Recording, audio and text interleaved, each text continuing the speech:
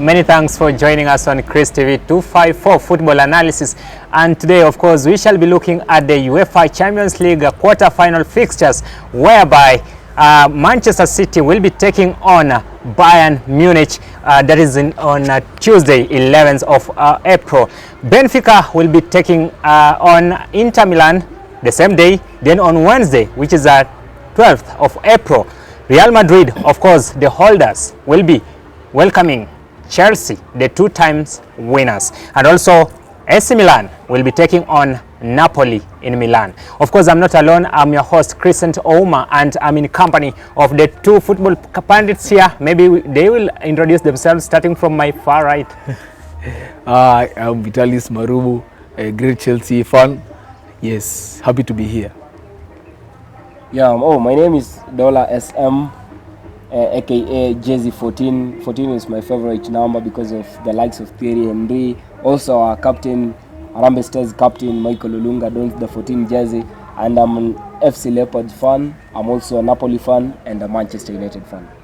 Yeah, you've just heard from them. One is a Chelsea fan, another one supports one team in England, Manchester United, and the other one in Serie A, which is Napoli, of course, the table leaders in Serie A. Of course, we have much for you in store, so give us company until the end. So we are starting with the first match. Of course, that is Real Madrid taking on, okay, I beg your pardon. I want us to start with the Manchester City taking on Bayern Munich. That is a match that is scheduled on Tuesday, 11th of April. Maybe to start with you, Vitalis. Yes. Who is an underdog in this match? Nobody.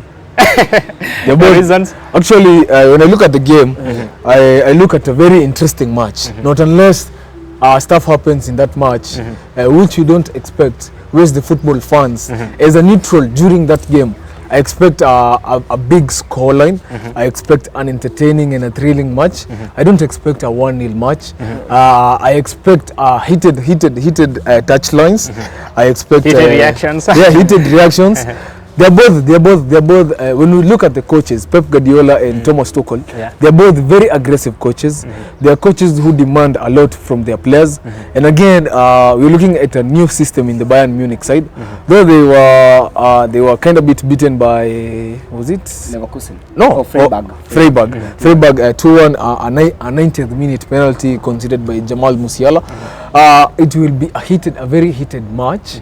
And okay, I can't predict the winner, but we all know when it comes to the Champions League, Bayern Munich, they're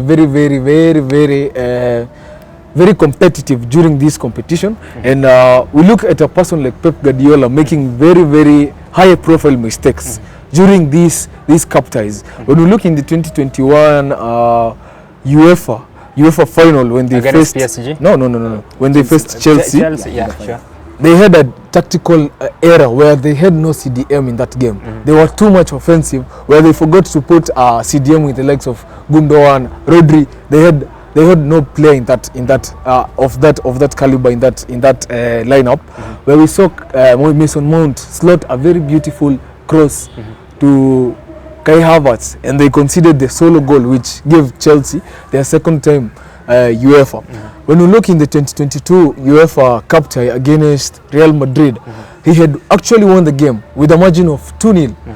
It was 4-2 or 5-3. Actually 5-3. Then he removed the quality players, the likes of Kevin De Bruyne, so that he may preserve them for the final. But we saw a great comeback, a miracle happen in the 90th minute. Rodrigo and was it Rodrigo scoring twice? Rodrigo and Militao. No, it was Rodrigo and Militao to take them to the extra time when where they conceded a penalty. So I see this guy very unlucky in the UEFA Cup tie.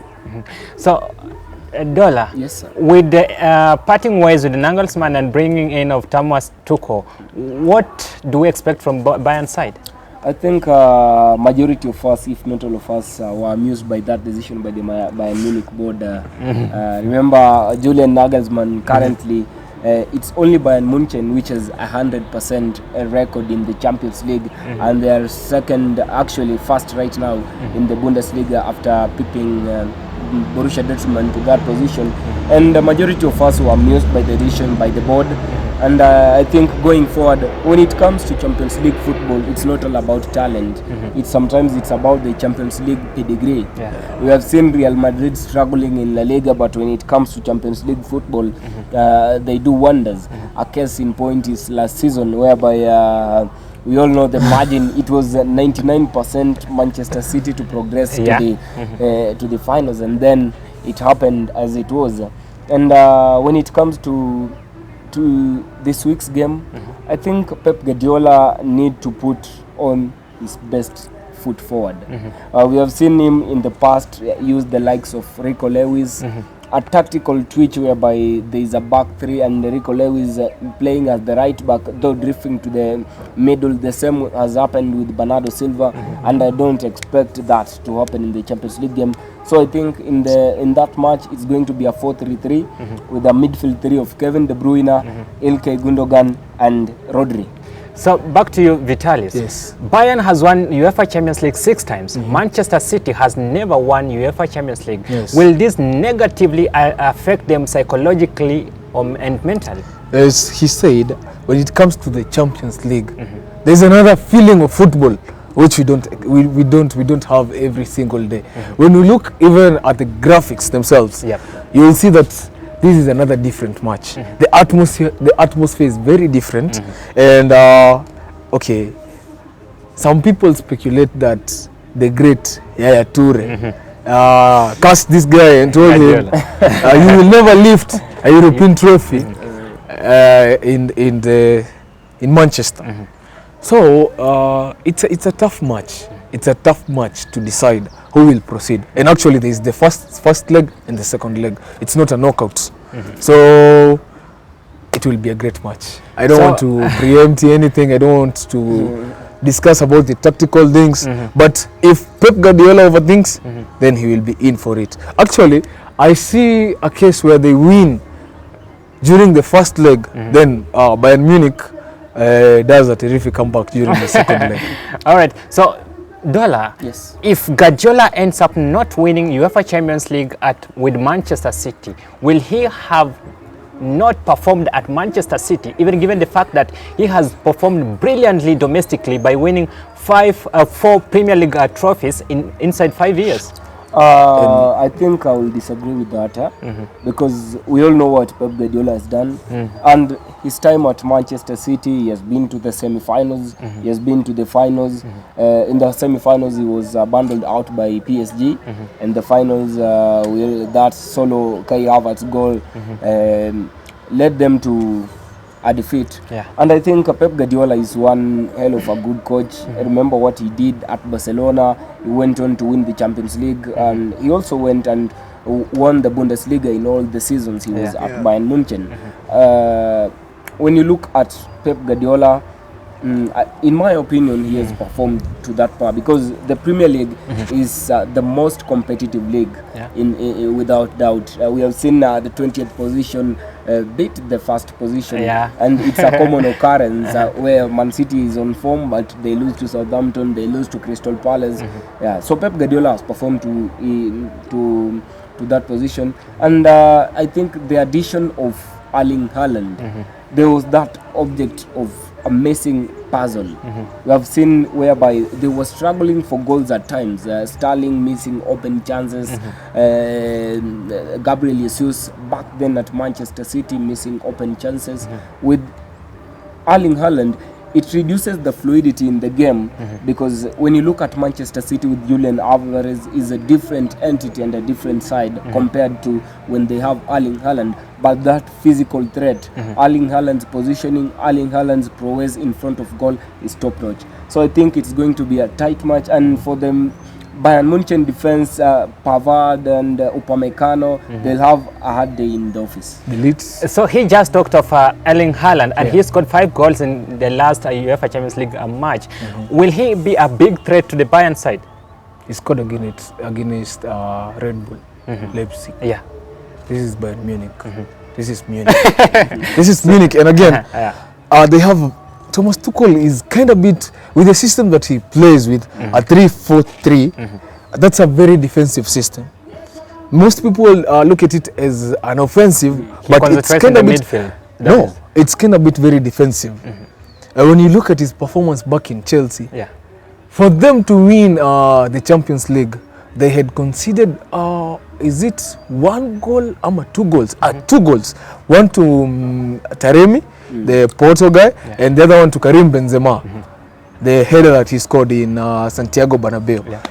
So, when you look at this guy, he's very defensive. He's very defensive minded. At 3-5-3, you defend with actually 5 defenders because the fullbacks will be dropping back. And again, when you look at the CDM, that is Goretzka. Goretzka is quite a solid player. Then so we have the likes of Kimmich, and we have the likes of Kimmich. Muller is more of an attacking minded defender. But when you look at the back 3, let's say they are playing Delete, Upamecano, who else? Hernandez. Actually, Lucas Hernandez is a very great defender. When we look at the flanks, we will be having Yao Cancelo and of course Alphonso Davies. So I expect this guy to have a very difficult time in office. So the likes of he's clinical. Hernandez and Alphonso Davies, they are more offensive than defensive. No. And Manchester City. No. Look at Lucas Hernandez. He's very physical. Look at Delete, very physical. Look at Upamecano, very physical. But we have the negative thing that comes with the physicality. When you get somebody like Riyad Mahrez, he's very swift. Bernardo Silva, very swift and very light. In case of any physical contact in the penalty area, they point to the spot. But will this not be a negative impact? Will this not impact negatively to the Bayern side? Okay, they are physical, but yet they are modern day defenders. When you look at Matthias de Ligt, the guy from Juventus, was it a 90 million price tag, if I'm not wrong, during the summer window? No, from Juventus. Yeah, he came from Ajax, then he went to Juventus, then to Bayern Munich.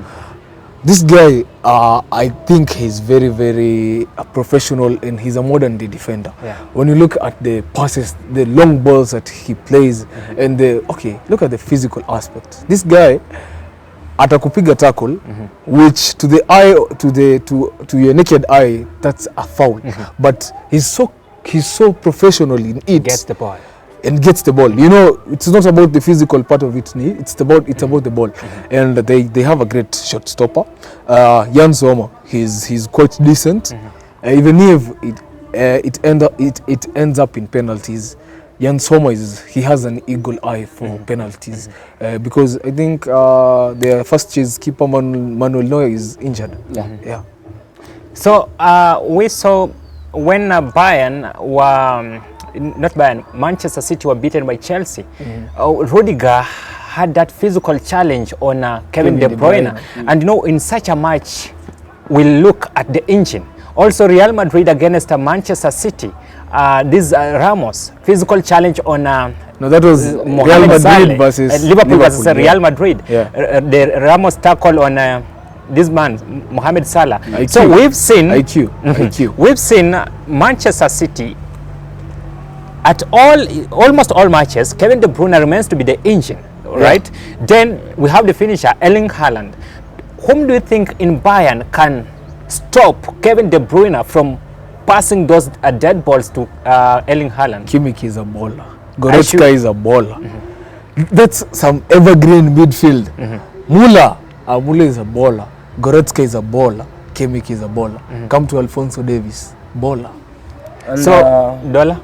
When I look at the Champions League football and football in general, is some more of the end product justifies the means.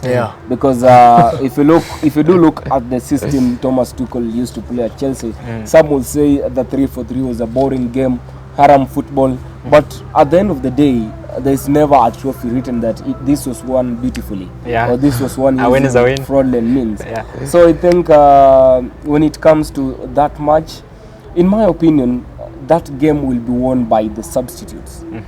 You look at the quality Bayern Munich possesses on the bench. You look, for example, on the right side, they have Nassar Mazraoui. They also have this other Senegalese guy, Dia, right back. Inside of Bayern Munich also. You're talking about the right backs. Right backs. You look at the midfield area, you have Gravenberch, and you also have the likes The of Kimmich, Kimmich, yeah. Goretzka, and the forward is already packed. Experienced And, Muller. Musiala, Muller, Musiala, Gnabry, Leroy Sané. and Mane. Pastel. This is we a have well Eric equipped Choupo-Moting. side. Yeah. And Choupo-Moting is one hell of a good positioning striker. Yeah. One of hell of a good finisher, both at Bayern Munich, both at PSG. We have seen what he can do and what he has done before. And in Jan Sommer, I see a very good goalkeeper. He's a sweeper, by the way. He's also a good shot stopper and a good penalty saver. So, in my opinion, Bayern Munich. They're the favorites. Actually, So- to conclude this matter, he might be unlucky again. Look at the 2019 season where he lost to Tottenham. They were the front. Underdogs. Yeah, they were the front runners in that match. But the underdogs, the likes of Lucas Moura, Dele Alli, they turned up for the event, and it was 4-3. Yeah, 4-3. 4-3 at 90th minute goal. Yeah. Whereas actually Sterling's goal got ruled out by margins, Offside. VAR margins. Then they conceded a goal in the 90th minute. So he might be unlucky again. So maybe to conclude this Man City Bayern Munich fixture with the a lot of qualities on both sides, should we expect many goals? For a neutral fan like me, during this match, I expect them to score many goals. Dollar, A 2-1 in favor of Bayern Munich. your prediction? I don't want one goal margin. I want many goals. Many I goals. cannot predict, but I want many goals. But I- in favor of Bayern. So you go for, both of you go for Bayern. Yes. Munich. I go for 3 to Manchester City.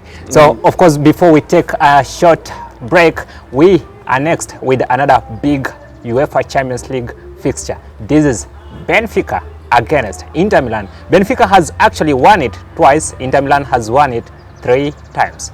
Vitalis, your Yes. opinion in Benfica- the Benfica Inter Milan fixture? Benfica will never win. No, Benfica will beat Inter Milan, but Benfica will never win any European trophy. To our fans, go research these statements. Not again, and not in 100 years will you win a European trophy. Words by their coach in 1968, and true to this day, they have not won any European trophy since then.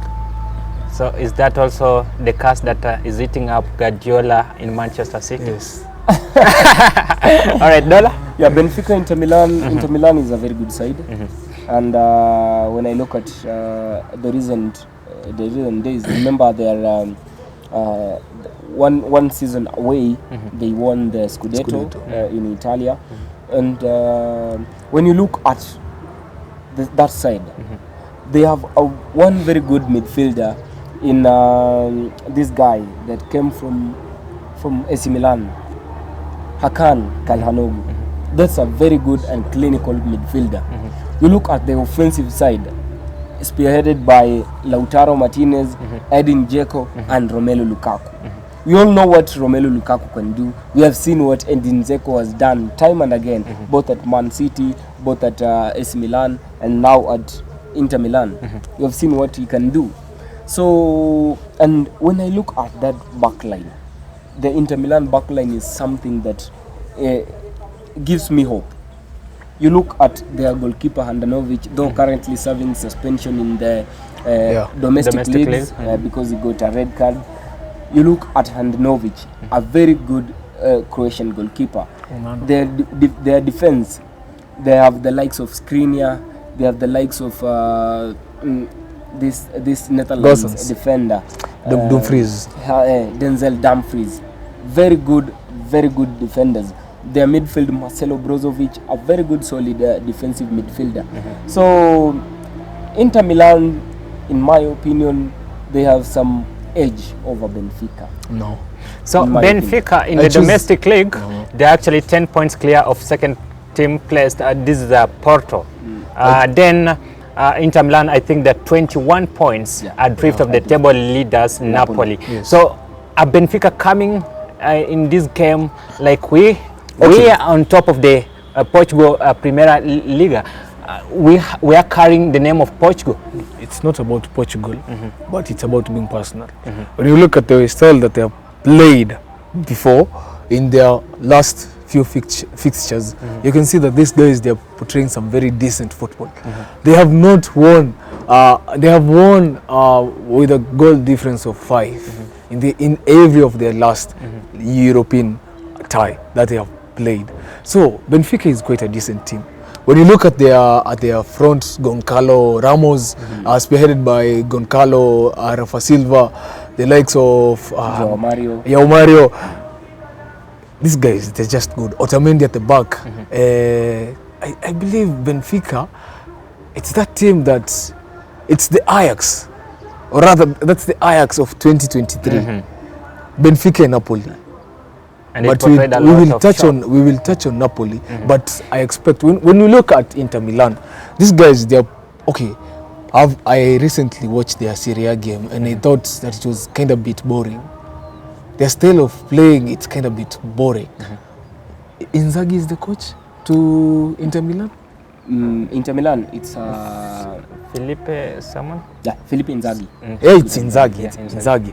When you look at the system that he's playing, yes, he has names. And actually, Mfalme was mentioning names. But what is the quality that you bring to the pitch? You see, when you look at Ramos, the Benfica player, he's not known. He's not quite known by people, but he has this edge and he's lucky in front of goal. So I'm seeing and I'm predicting a scenario where Benfica will go to the semi-finals. Yes. So in football, maybe to some extent also home advantage favors a team. So should we expect this in Estadio de Luz, which is the home stadium for Benfica, when Benfica takes on Inter Milan? I remember, and this is one decision I personally disagreed with, where the away goal rule Yeah, was squashed. It was done away with. I think it just made football Fun. fun. Yes. Juventus were eliminated controversially. And Real fair. Madrid, not really Real Madrid, but Manchester City, Paris Saint-Germain. It is something that made football interesting, and it made it easier when you go to your opponent's side, you collect at least 1 point or at least even a goal.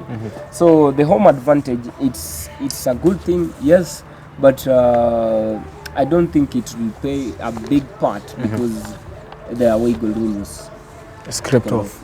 Vitalis? Uh, Over the issue of home advantage, maybe the atmosphere created by the home fans, will Let me- this be an advantage to Benfica? Let me in give that you game? this. Let me give you this. Okay. Yes, definitely, it will lift their spirits. But when you're looking at a team like Chelsea, when they had a tie with the BVB, as Mfalme has said, we totally disagree with this issue of away goals. They need to return that rule, by the way, because when you look at the game, when Chelsea went 2-1 up, the BVB side, yes, they were doing something, but that match was not as entertaining as before. If you know, if the rule, the away goal rule was there, the BVB side could have pressed Chelsea, and Chelsea could have at least pressed the Borussia Dortmund side to at least for them not to score, because if they scored, they could have proceeded to the next stage, and Chelsea would have at least looked for their third goal. So I think the home advantage, yes, it might add something, but before it made more sense than today. All right. Your prediction? Benfica to proceed to the semi-finals. first leg, 1-1 draw. Pardon? 1-1 draw. 1-1. All right. So that is their prediction, and I personally go for a Benfica win. Of course, we have much for you, including Chelsea taking on the defending champions Real Madrid, and also the other match is between AC Milan against the Serie A table leaders Napoli in the UEFA Champions League quarter-final fixtures. We just take a short break. We shall be right back. Waste another day, eyes on my display. You say we need a change, and I feel that you mean it. You mean it. But future's so bright. We're losing track of time, buying things online, and it's not like we need Off Guerrero. Here's Giroud. A deflection and Mbappe gives France the lead. The youngest ever goal scorer at a World Cup. the only thing On the turn there was Matuidi and Mbappe! Oh yes! France in this seesaw game, 3-2 up!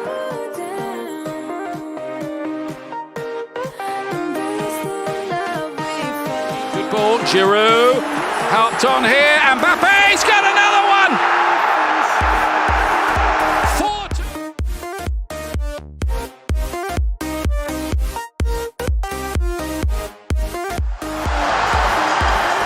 Here's Mbappe! Oh my word! The first teenage World Cup final goal since Pele himself.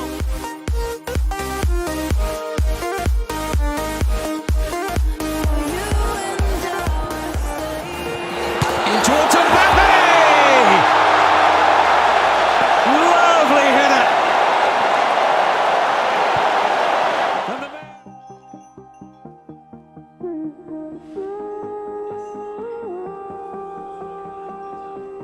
Cunningham, Hernandez, plays it across, Mbappe, goal! France leads!